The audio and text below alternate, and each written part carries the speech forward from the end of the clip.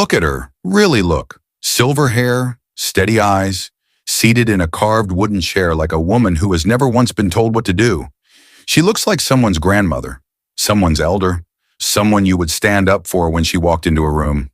But there is a man missing from this picture, a man who polished that chair, who cooked her meals, who was summoned to her quarters after dark and had no legal right to refuse. His name is not in the history books. What she did to him has no name in the history books either. Not because it didn't happen, because powerful people decided, very deliberately, that it would be more comfortable for everyone if it never did. History handed us a story about slavery. It told us who the monsters were. It gave them faces, names, and gender. It lied by omission. Where this is the half they buried. Stay with me. Because what you are about to hear was suppressed for 160 years, and it will change the way you see everything. The history of American slavery was not lost. It was edited. There is a difference.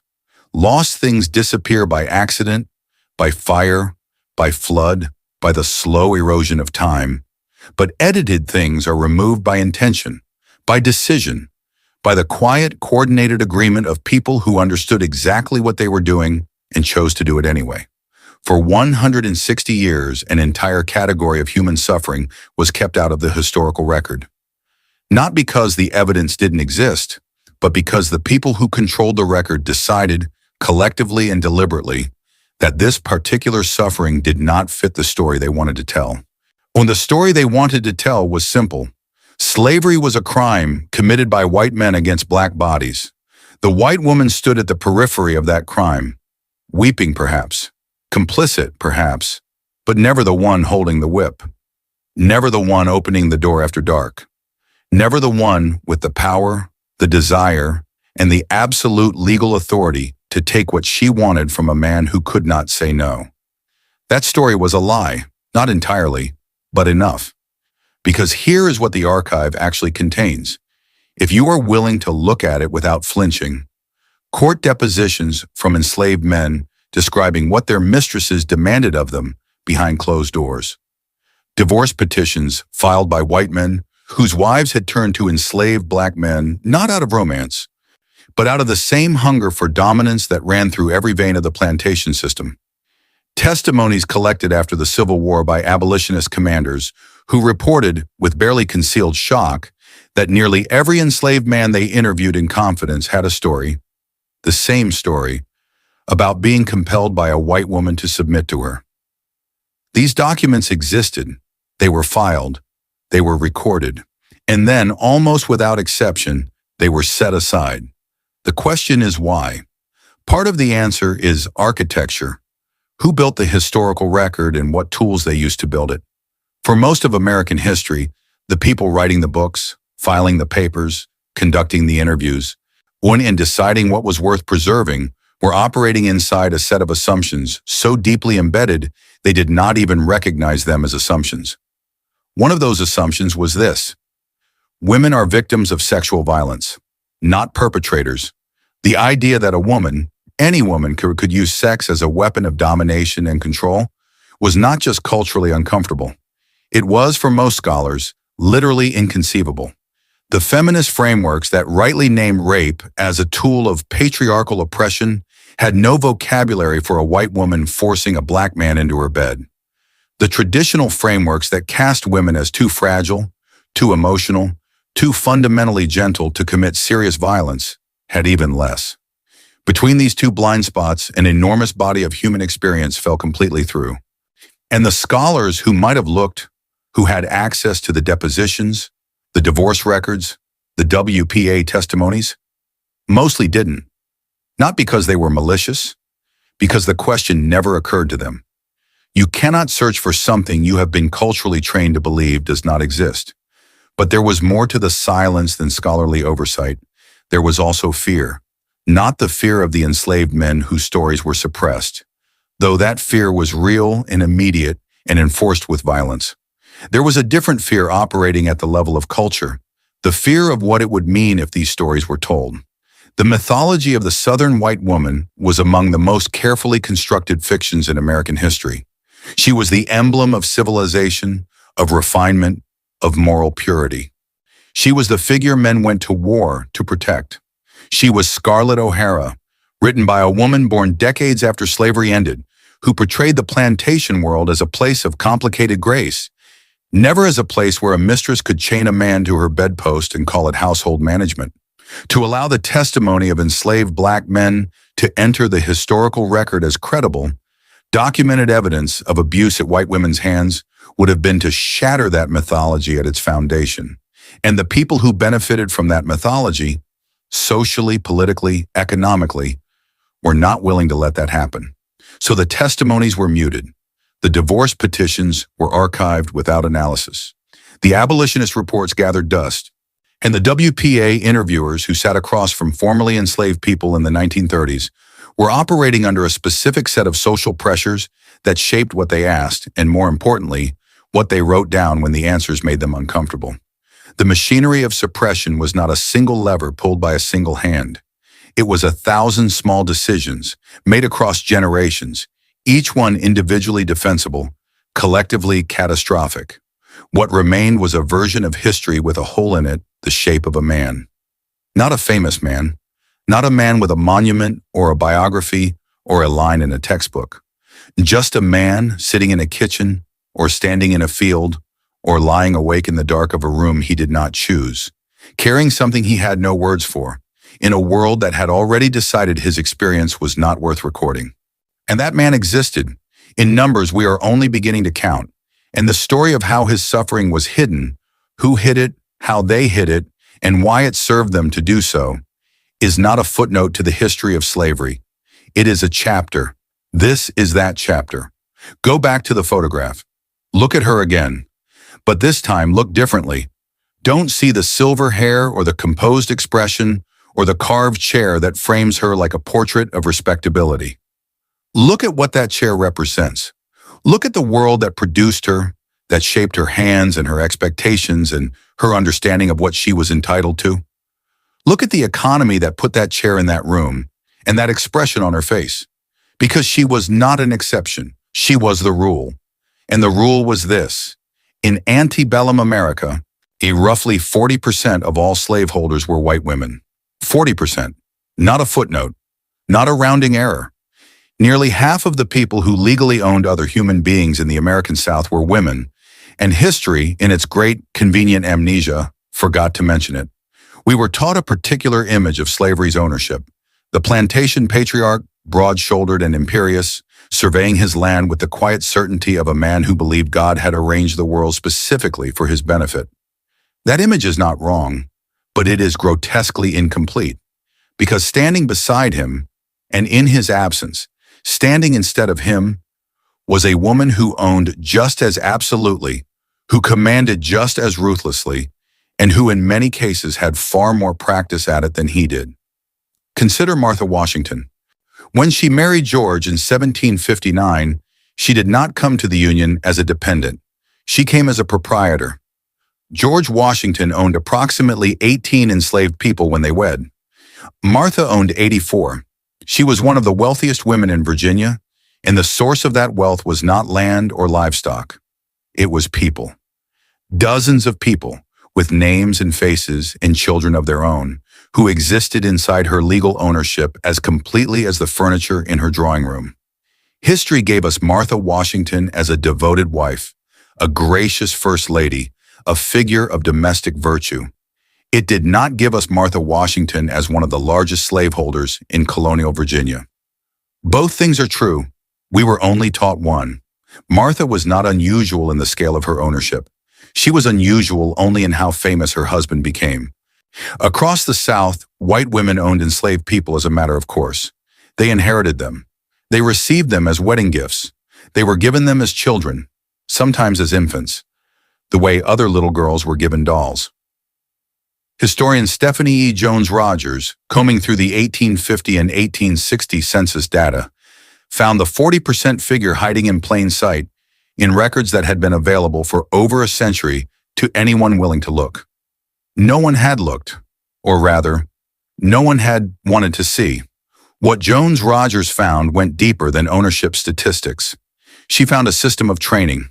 From the earliest age, white daughters on the southern plantations were inducted into the management of enslaved people not through formal instruction, but through experience, through observation, through imitation, through participation.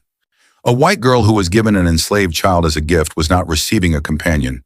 She was receiving a lesson. The lesson was this: this person belongs to you. You may do with them as you see fit. And if they resist, there are ways to handle that. Formerly enslaved people interviewed by the Works Progress Administration in the 1930s described white children, small children, some barely old enough to read, beating enslaved people under the supervision or encouragement of their parents. One woman, recounting what she had witnessed and endured, said simply, "They always beat you till the blood ran down. The child doing the beating was not a monster. The child doing the beating was being educated. The plantation was the classroom and violence was the curriculum. And by the time that white girl grew into the woman in the carved chair, well, she had been studying for decades. This is the piece that the softened historical narrative could not accommodate. White women did not stumble into slavery or inherit its violence reluctantly. They were prepared for it, groomed for it. Their identities as Southern women, their social standing, their marriageability, their sense of self, were braided together with the actual or possible ownership of other people from before they could walk. Owning enslaved people did not make a Southern white woman powerful despite her womanhood. It made her powerful through it. A woman who entered a marriage with a large number of enslaved people was a better match. A woman who could manage a plantation in her husband's absence was respected. A woman who fought in court to preserve her legal ownership of enslaved people, rather than surrendering them to her husband's authority, was protecting not just property, but identity. Slavery, as Jones Rogers puts it plainly in her research, was their freedom. That phrase should stop you cold, because it reframes everything. It means that for white Southern women, abolition was not a distant political debate. It was a personal threat. It meant the end of their independence, their wealth, their status, their power. It meant becoming ordinary. And ordinary was something they had been trained from the cradle never to accept. So when the war came, they did not stand aside and weep. Some moved their enslaved people deeper into Confederate territory to keep them from Union soldiers. Some forced them to work at gunpoint long after the law said they were free. And afterward, with the plantation system in ruins, they picked up their pens. They wrote the story of what slavery had been, and they made sure the man who polished the chair was not in it. There are things that happened inside the walls of American slavery that the English language of the 19th century was not built to describe. Not because the language was insufficient, but because the people who controlled it decided deliberately that certain truths would not be given words, that certain violations would be spoken of only in the softest, most evasive terms available, that certain men would carry what was done to them in silence, because the alternative, naming it plainly, in public, on paper, was more than the prevailing culture could bear to do. Harriet Jacobs bore witness to one of those men. In her 1861 autobiography, writing with the careful, measured restraint that 19th century polite society demanded of a black woman who wanted her book to be read and believed, Jacobs described a man she called Luke. He was enslaved. His owner was bedridden, incapacitated, confined, dependent, and Luke was kept chained to that man's bedside so that he would never be beyond reach. Most days, Jacobs wrote, Luke was permitted to wear only a shirt, not as a matter of poverty or oversight, as a matter of design, so that if he committed an infraction, so that if he hesitated or resisted, or for even a moment failed to comply, punishment could be administered immediately without inconvenience, without delay. Jacobs described his owner's demands on Luke as tending to his physical needs, which she did not elaborate. The conventions of her era did not allow it. She was writing for white Northern women who considered themselves virtuous, and there are things you do not say plainly to virtuous people if you want them to keep reading. But we are not bound by those conventions, and the plain meaning of what Jacobs described is not difficult to locate if you are willing to look at it directly. Luke was chained to a man's bed. He was kept in a state of near undress to ensure his physical availability and to make resistance immediately and painfully costly. He was compelled, under threat of the flog, under threat of everything the institution of slavery could bring to bear on a man's body and spirit, to provide sexual service to the person who owned him. That is what happened to Luke. That is what the veil of 19th century language was constructed to obscure. And Luke's owner, in this particular accounting, was a man. But the institution that produced Luke's suffering, the legal architecture, the social permission, the cultural assumption that an enslaved person's body existed entirely for the use of whoever held the deed. That institution had no gender. It gave white women the same authority it gave white men, and some of them used it in the same ways.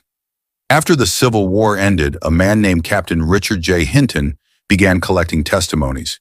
He was an abolitionist, a Union commander, a man who had spent years moving through the wreckage of the plantation system and speaking, in confidence, with the people who had survived it. What he compiled was not a formal study. It was something raw and more devastating than that. It was a pattern. Hinton stated in direct and unambiguous language that he had never encountered a formerly enslaved man whose trust he had earned who did not tell him, privately, carefully, with the specific hesitation of someone sharing something they had carried alone for a very long time, about being compelled by a white woman to have sexual relations with her.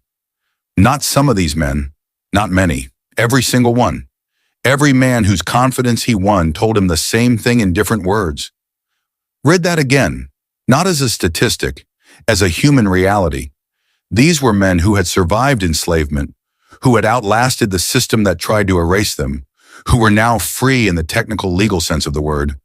And still, when they spoke about what had been done to them, when they spoke quietly, they spoke in private. They understood, even in freedom, that this particular truth was one the world did not want to hear. One man told Hinton that after his owner died, his mistress summoned him, and she gave him an order, the same order his chained body had been trained, through years of enforced submission, to comply with.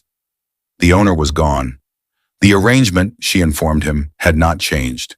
There are no words in the dominant historical record for what that man felt in that moment. There was no legal protection available to him.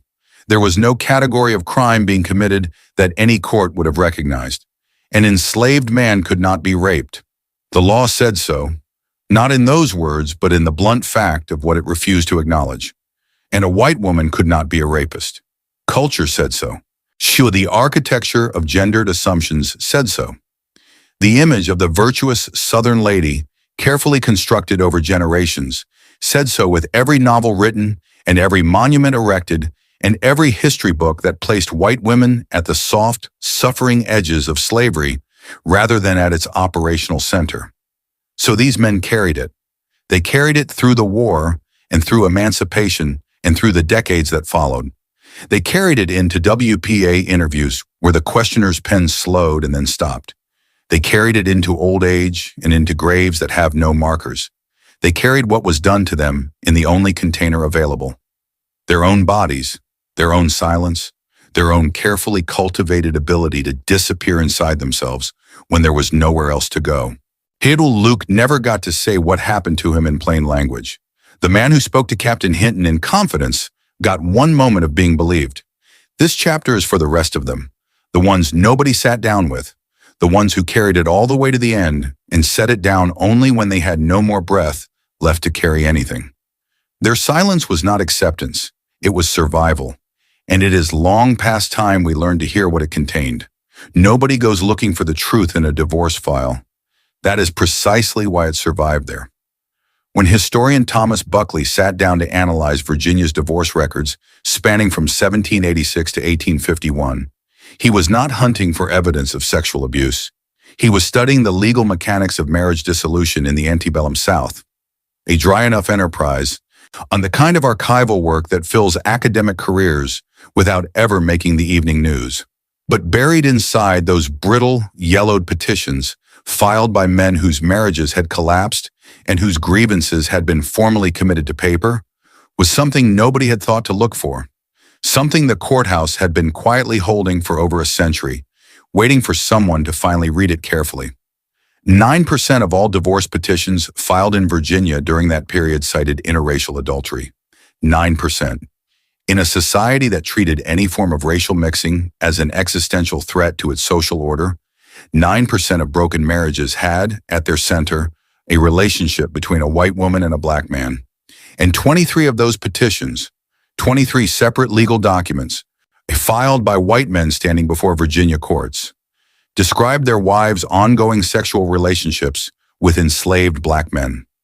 23 husbands, 23 wives, 23 enslaved men whose names appear in legal proceedings, not as witnesses, not as plaintiffs, not as people with standing of any kind, but as the objects around which white domestic catastrophe had organized itself. Stop and sit with the arithmetic of that for a moment. These are only the cases where a husband found out. Only the cases where he cared enough, or was humiliated enough, to pursue legal remedy. Only the cases where the relationship had become visible, undeniable, impossible to explain away. For every petition filed, how many situations were never brought to court? How many husbands looked away because the social shame of disclosure was worse than the reality they were living with? How many enslaved men endured what they endured in complete and permanent anonymity, with no legal record of any kind to mark that it had happened? The 23 are not the full number. They are merely the number that survived on paper. But even on paper, there is something these documents cannot tell us, something they were structurally incapable of recording, because the legal world that produced them had no category for it. These petitions were filed by husbands. They described their wives' behavior in the language of betrayal and infidelity, the language of a man whose honor has been injured and whose property rights over both his wife and his enslaved people have been violated. The documents are written entirely from the perspective of white male grievance. Not one of them contains a single word from the enslaved man at the center of the story, because he had no legal voice. He could not file a petition. He could not offer testimony. He could not say in any form that would be heard and recorded and preserved, "This was not my choice. I could not say no. There is no version of this situation in which I had the power to refuse." The courthouse that kept these records for 2 centuries kept only the half of the story that belonged to people the law recognized as people. Edmund's story, what little of it survives, comes to us only through the 1824 divorce petition of a man named Louis Bourne. Bourne's petition describes his wife's relationship with Edmund, an enslaved man from their community, as a prolonged, a deliberate and persistent pursuit, not a single incident, not a moment of weakness or poor judgment, a sustained campaign conducted across time and, the record suggests, across distance. The phrasing implies that the pursuit continued even when Edmund was moved or separated from her immediate vicinity. She went after him. The record says so plainly in the dry procedural language of Virginia divorce law. What the record does not say, what it was constitutionally unable to say, is what that pursuit felt like from Edmund's side of it. Think about what the word pursuit means when one person holds absolute legal authority over another. Think about what it means to be wanted by someone who owns you.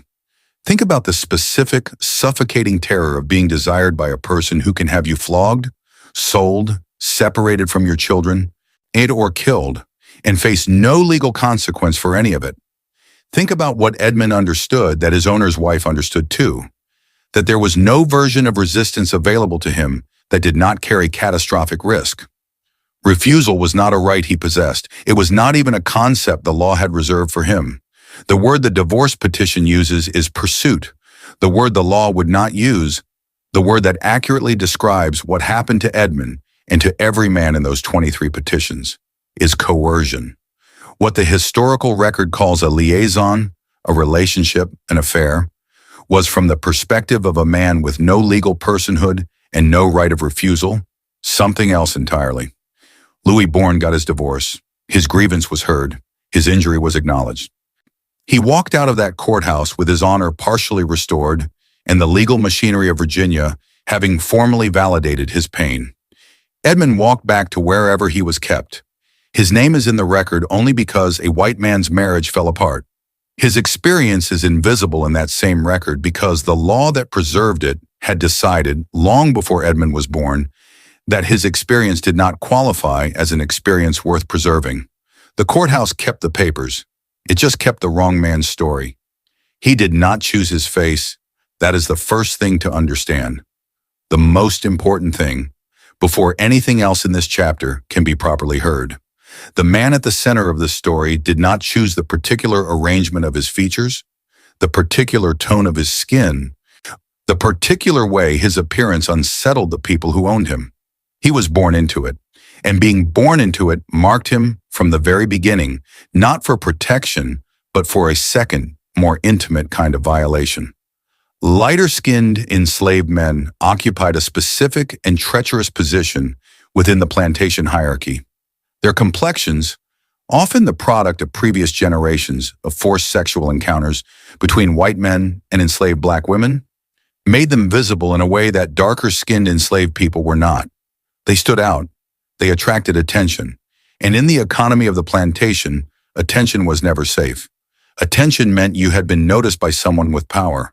And power in that world had a very particular habit of taking what it wanted. And the scholars who have examined this phenomenon are careful and precise in their language.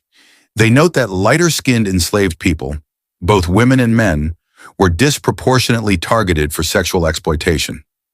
They note that their appearance seemed to make them, in the language of one historical account, particularly attractive to their enslavers. They note that white women, specifically, appeared to be drawn to these men in ways that the historical record documents but rarely analyzes. The scholarship is careful, but the reality it describes is not careful at all. It is ugly and specific, and it demands to be called what it was. What was happening was this. The same violence that had produced these men's faces was now being directed at those faces again, by a different hand in a different room, for a different set of reasons, but with the same absolute certainty that the person on the receiving end had no right of refusal. The lighter skin that marked them as the descendants of rape made them the targets of a new iteration of it. Their bodies carried the evidence of what had already been done to their mothers and grandmothers. And that evidence, rather than provoking shame or restraint in the people who saw it, provoked something else entirely. It provoked desire. It provoked the specific possessive hunger of someone who looks at another person and sees not a human being, but a thing they want to own more completely than they already do. There is a word for what white women who targeted these men were experiencing. It has been softened in historical accounts into something that sounds almost sympathetic. Attraction, fascination, infatuation.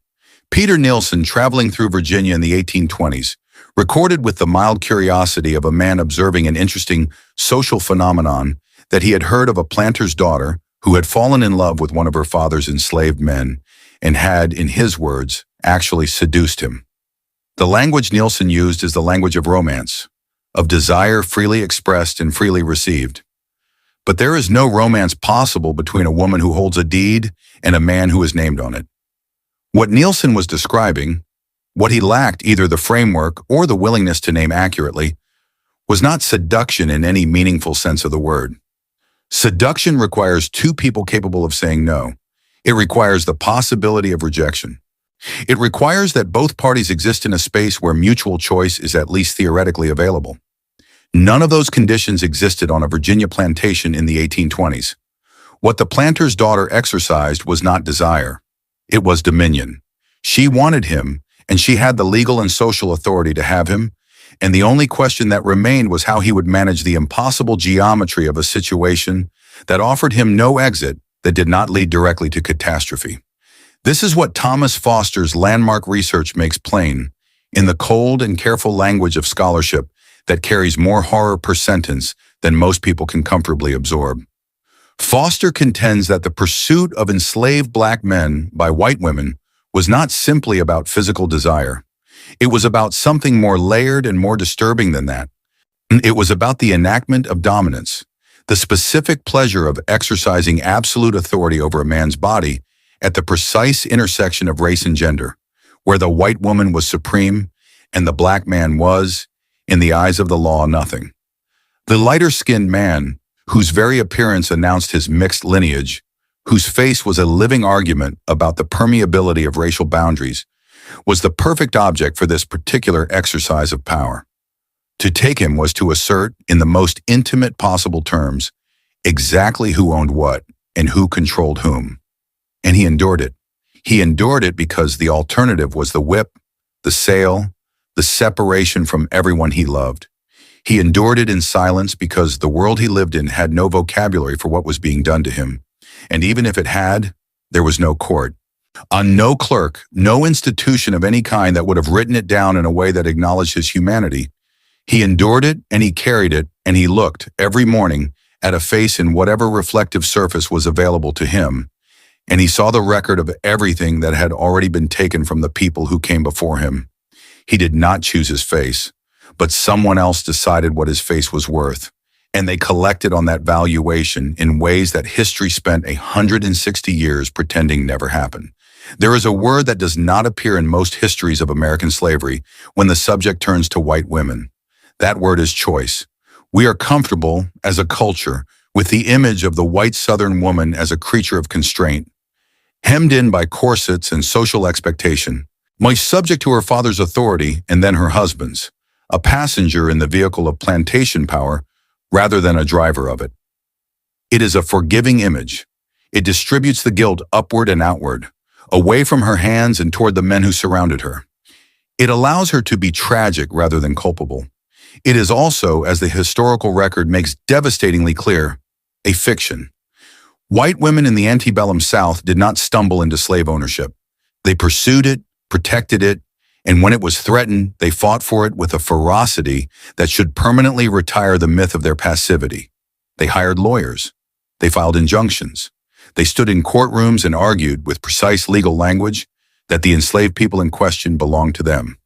Not to their fathers, not to their husbands, not to the estate, to them, personally, by right of inheritance and prior ownership, and no marriage contract was going to change that. Historian Stephanie E. Jones-Rogers spent years inside the archive pulling on this thread, and what she found reframes the entire conversation. The data is not ambiguous. White women owned enslaved people, managed enslaved people, and profited from enslaved people as a matter of economic strategy. And they did so with full awareness of what they were doing and why. Owning enslaved people was not incidental to a white Southern woman's identity. It was foundational to it. A woman who brought enslaved people into a marriage was a more desirable match. A woman who retained legal ownership of them after the wedding, fighting in court if necessary to keep that ownership distinct from her husband's, had a form of financial independence that the law otherwise denied her entirely. She could not vote. She could not hold most offices. She could not, in many circumstances, sign a contract in her own name, but she could own people. And the people she owned were her wealth, her leverage, her insurance policy against the specific vulnerabilities of being a woman in a world designed to make women dependent. Say it plainly, slavery was their freedom, not metaphorically, not rhetorically. Functionally, materially, in the most literal economic sense, the institution of slavery gave white Southern women a form of power and autonomy they could not have obtained any other way. On Hamma, this is the ice-cold center of the story, the piece that makes everything else make sense. It explains why white women trained their daughters to manage enslaved people from childhood. It explains why they fought their husbands in court over ownership. It explains why, when abolition came, they did not quietly grieve and adjust. Some of them refused to accept it at all. Consider what happened at the end of the Civil War. Not the official end, not the moment Appomattox entered the history books, but the ragged, contested, violent ending that unfolded across the South over the months and years that followed. Union soldiers moved through the former Confederate states, and as they moved, something extraordinary was documented. White women moving their enslaved people ahead of them, relocating them, were transporting human beings deeper into Confederate territory, farther from the soldiers, farther from freedom, to preserve the labor and the wealth and the power those people represented. Not their husbands doing this, not their brothers, women, making logistical decisions about human cargo with the calm practicality of someone protecting a financial portfolio. One woman, Martha Gibbs, took the people she enslaved all the way to Texas. The war ended in April of 1865. The 13th Amendment abolished slavery in December of that same year. Martha Gibbs was still forcing the people she had transported to work for her at gunpoint in 1866. A full year after the law said they were free. A full year after the legal architecture that had underwritten her authority had been formally demolished. She kept them working anyway, because the law was abstract and the gun in her hand was not, and because everything she understood about herself, her wealth, her status, her place in the world, had been built on their labor, and she was not prepared to give any of it back without a fight. This is not an aberration. Martha Gibbs is not the exception who proves a more comfortable rule. She is the logical endpoint of a system that had spent generations teaching white women that black bodies were their birthright. You do not simply stop believing that when a document is signed in a courthouse hundreds of miles away. You stop believing it when something forces you to. And for many of these women, even force was insufficient. Even defeat was insufficient.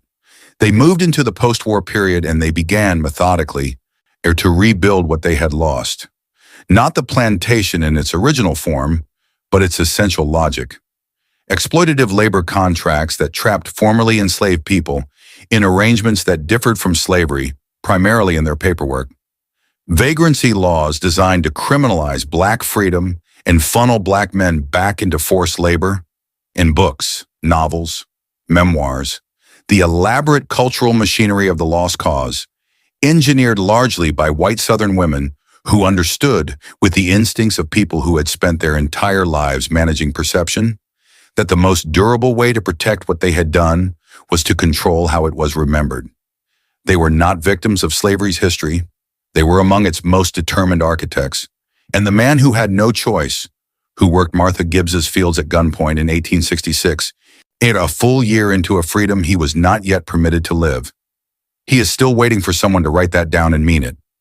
Open the newspapers from any major Southern city in the decades before the Civil War, and you will find them, tucked between advertisements for livestock and land sales. Notices so ordinary in their placement that readers of the time apparently saw nothing remarkable about them at all. Wanted, an enslaved woman who has recently given birth. Must be healthy, must produce sufficient milk, apply within. Thousands of these advertisements.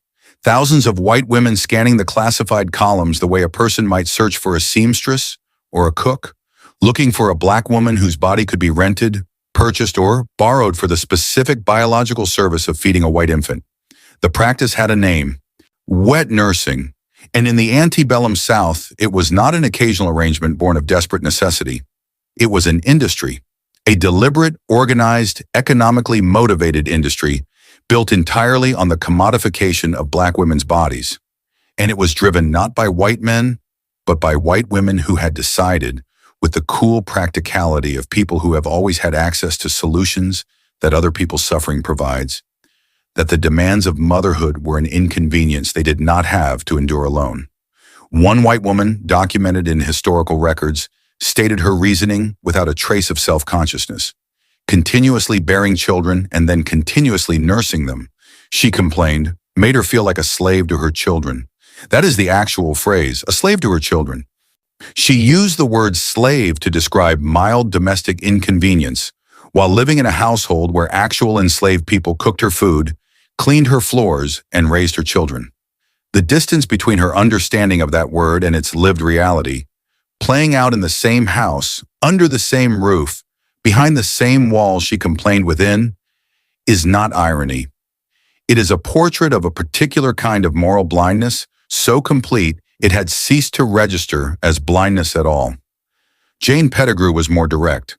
She simply stated that breastfeeding her infants was distasteful to her, not painful, not medically inadvisable, distasteful, and so she outsourced it to an enslaved woman who had recently given birth, whose own infant needed that milk, who did not get to express distaste about any aspect of the arrangement. But here is where the story turns from disturbing to something colder and more calculated than most people are prepared to absorb.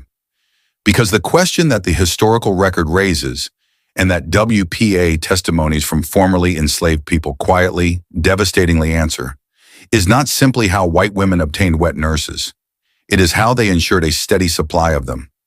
Formerly enslaved people, speaking to WPA interviewers decades after emancipation, described a pattern that appeared across plantations with a consistency that rules out coincidence. Their mothers, they said, always seemed to give birth around the same time as the white mistress. Not occasionally, not sometimes, always. The timing was not accidental. It could not have been accidental. What they were describing, in the careful, understated language of people who had learned that plain speech carried consequences, was a system. A managed, deliberate system in which the reproductive cycles of enslaved women were coordinated with the pregnancies of their mistresses so that a fresh supply of milk would be available precisely when the white household needed it. And to control when an enslaved woman gave birth, you had to control when she conceived. Let that land. Let it fully land before moving past it. To ensure that an enslaved woman delivered a child on a schedule that served the white mistress's nursing needs, someone had to direct, or force, or arrange, or permit the sexual activity that produced that pregnancy at the required time. And someone had to decide that a particular man would be sent to a particular woman's quarters at a particular point in the calendar. Someone had to treat human reproduction as a logistical problem with a logistical solution. And the testimonies, read carefully, point not toward white male slaveholders making these decisions in isolation, but toward white women, the mistresses, who managed the domestic interior of the plantation and who had both the motive and the authority to orchestrate exactly this.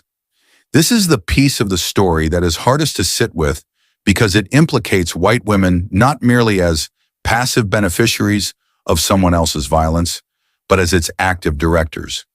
It means that the same woman who placed the advertisement in the newspaper, who complained that nursing made her a slave, who handed her infant to a black woman and walked away, that woman, in some documented cases, was also the person who had arranged for that black woman to be pregnant in the first place. She had managed the violation. She had scheduled it. She had treated it as a domestic management decision, no different from planning a harvest or organizing a kitchen. The enslaved man whose body was used in this arrangement appears nowhere in the historical conversation about wet nursing. He has no role in the narrative as it has been told. The story focuses on the women, on the white mistress's comfort in the black woman's exploitation, and he disappears entirely, as he disappeared so many times, from the record of what was done to him and through him. But he was there. He was directed or coerced, shot or forced. And then his existence in that moment was erased so completely that even the scholarship examining this practice rarely pauses to account for him. He was not incidental to the system. He was essential to it. And nobody wrote his name down either. The war ended, the plantations burned, the legal architecture of slavery collapsed under the weight of 600,000 dead and a nation too exhausted to keep pretending. And white Southern women picked up their pens. Not immediately. First came the grief, or what looked like grief but was, on closer examination, something more strategic than sorrow.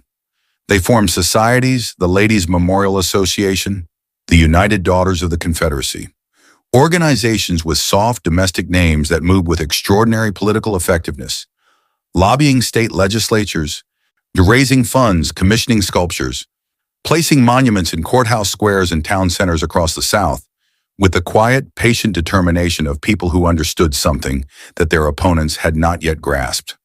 That the side which loses the war can still win the argument if it controls how the war is remembered. They were extraordinarily good at this. Granite soldiers rose in public squares. School curricula were shaped by their advocacy.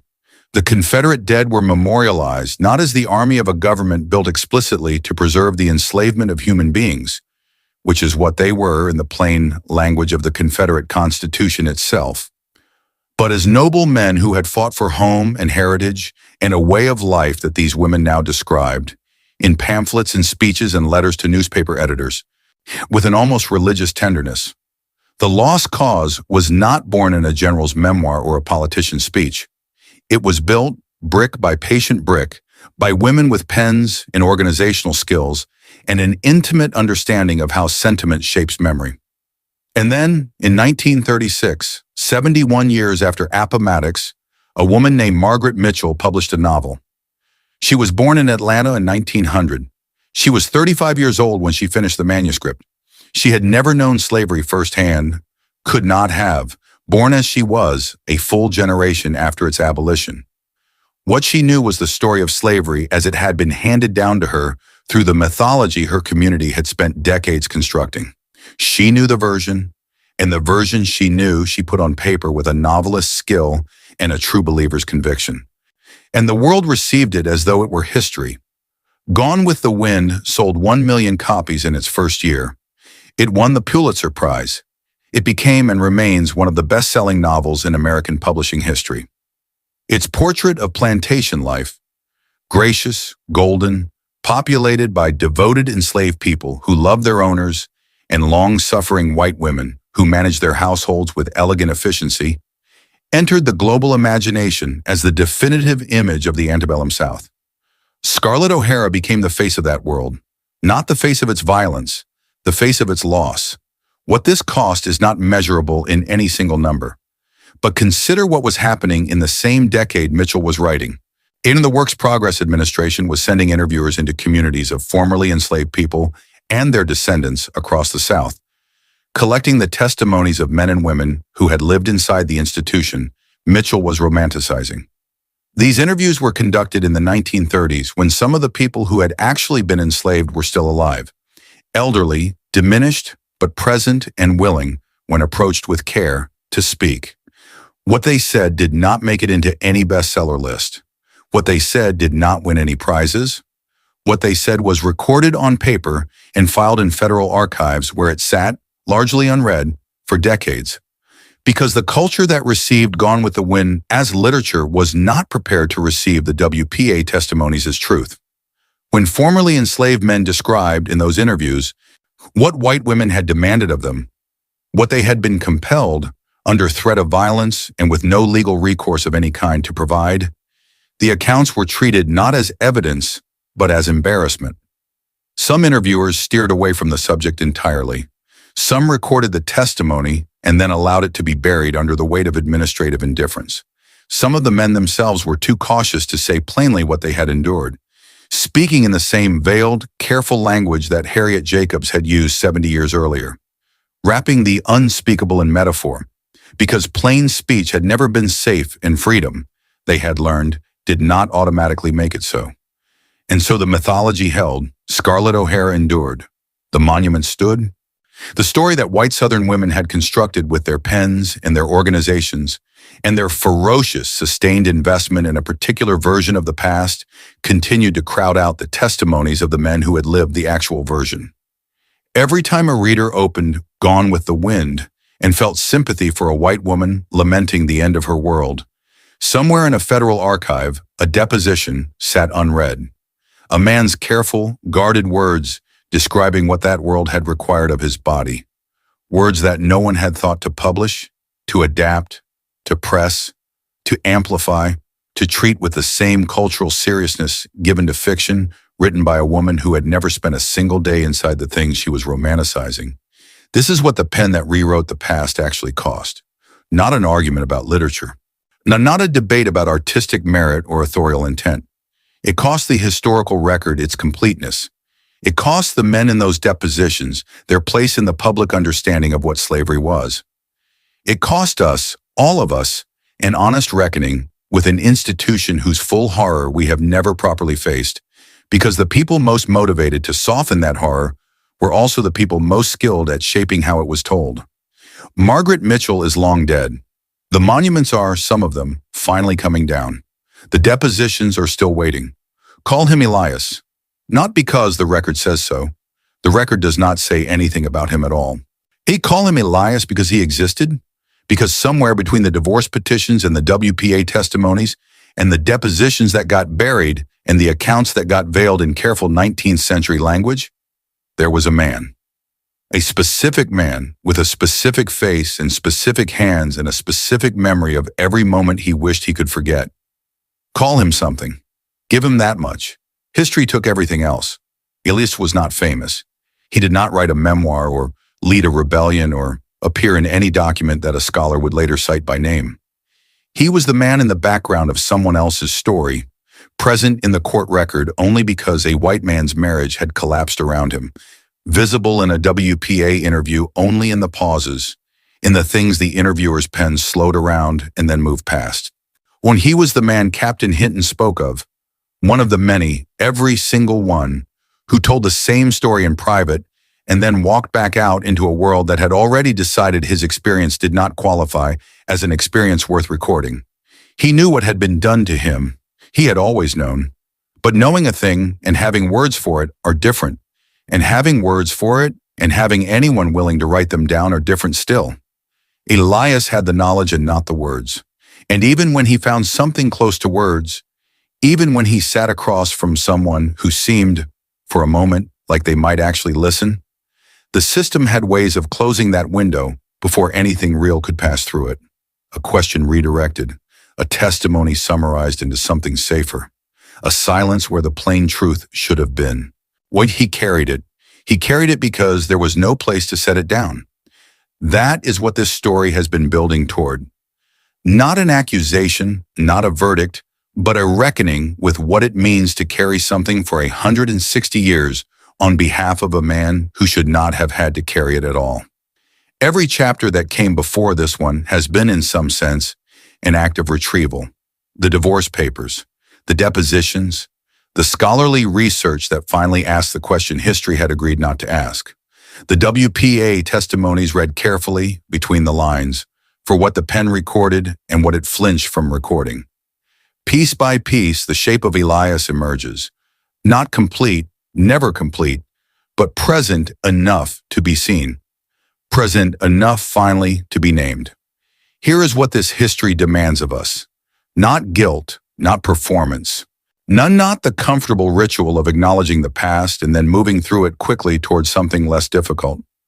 What it demands is completeness, the full accounting, the insistence that a horror only partially described is a horror only partially understood. And a horror only partially understood cannot be properly mourned, and a horror that cannot be properly mourned will keep producing echoes in the present that we misidentify because we don't know where they came from. We cannot understand the full damage of American slavery if we only acknowledge the violations that history was comfortable naming. We cannot honor the full humanity of the enslaved if we only restore the dignity of the victims whose stories fit neatly inside existing frameworks. Elias does not fit neatly. He never did. That is exactly why he was left out. And leaving him out was not a neutral act. It was a choice made deliberately by people who understood that his inclusion would complicate the story they were trying to tell. His absence from the record is not an accident of history. It is a wound inflicted by it. So this is not the ending where everything is resolved. There is no monument to Elias. There is no marker, no archive, no institutional recognition of what he endured or what it cost him or what it meant that the world decided his suffering was not the kind that needed to be remembered. He did not get that. He got his unmarked grave in the long silence afterward. He got centuries of a historical conversation that happened around him, above him, about everything except him. What he gets now, what this moment is smaller than what he deserved and larger than what he has received until now. He gets to be named. He gets to be seen, even imperfectly, even through the fragmentary and oblique evidence that survived the deliberate effort to erase him. He gets a chapter in a story that history decided he was not allowed to be in. He gets someone saying, plainly and without equivocation, that what was done to him was real, that it was wrong, that the silence surrounding it was not neutral, and that the people who built that silence did so because they understood, correctly, that the truth about Elias was a truth they could not afford to let the world hear. We hear it now. It arrives late. It arrives incomplete. It arrives still carrying the damage of everything that was suppressed along with it. But it arrives. And the arrival of a truth, no matter how delayed, is not nothing. It is, in fact, the only thing that can begin to do what justice requires, which is not to undo what was done, because nothing undoes it, but to refuse, finally and permanently, to keep pretending it wasn't done at all. Elias existed. He suffered. He was silenced. We know. We believe him. And for the first time in 160 years, we are writing it down. She is long gone. So is he, the man whose story this really is. But the chair is still there. The records are still there. The silence is finally breaking. The screen fades not to black, but to the warm sepia of aged paper. The color of history that refused, despite everything, to stay buried. This was not a footnote. This was a life. These were lives. Remember them. I'll see you in the next one.